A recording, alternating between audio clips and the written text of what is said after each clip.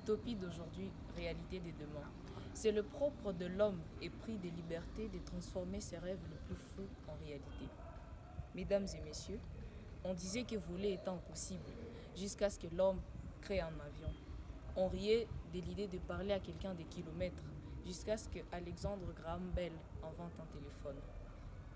Et si les utopies d'aujourd'hui étaient les évidences de demain? Utopie, ces mots qui riment souvent avec illusion.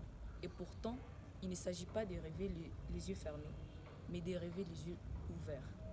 Le sujet nous invite à réfléchir à cette soif de liberté qui pousse l'homme à créer l'impossible impossible, à transformer l'irréel en réel. Oui, je partage pleinement cette affirmation et je vais vous montrer pourquoi. Je vous propose un voyage en 3 temps. D'abord, prouver que l'histoire est un fruit des utopies devenues réalité. Ensuite, démontrer que les utopies d'aujourd'hui façonnent le monde de demain. Et enfin, répondre aux sceptiques qui pensent que rêver, c'est fuir le réel.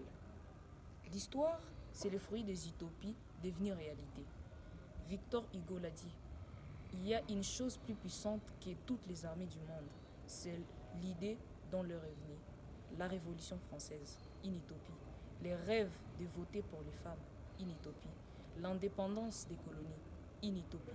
Et pourtant, grâce à des rêveurs lucides, aujourd'hui, nous vivons ces utopies en réalité. L'utopie, c'est cette idée mobilisatrice. C'est cette solution à un problème. C'est ce chemin vers un monde paradisiaque. Les utopies d'aujourd'hui façonnent le monde de demain. L'intelligence artificielle, l'exploration spatiale, la lutte contre le réchauffement climatique. Ce sont des rêves, mais aujourd'hui, ce sont des projets concrets qui sont déjà en marche. Antoine de Saint-Exupéry l'a dit. Fais de ta vie un rêve et d'un rêve une réalité. Certains diront utopie, ce sont des distractions. Non, rêver, ce n'est pas se distraire. Rêver, ce n'est pas fuir le réel. Rêver, c'est avoir le courage de construire un futur meilleur quand tout le monde semble perdu. Nelson Mandela, emprisonné pendant 27 ans, il a rêvé d'un pays libre et il l'a construit. Churchill, Roosevelt, Staline ont rêvé d'un monde fraternel. Ils nous ont légué l'ONU. Rêver apporte une solution.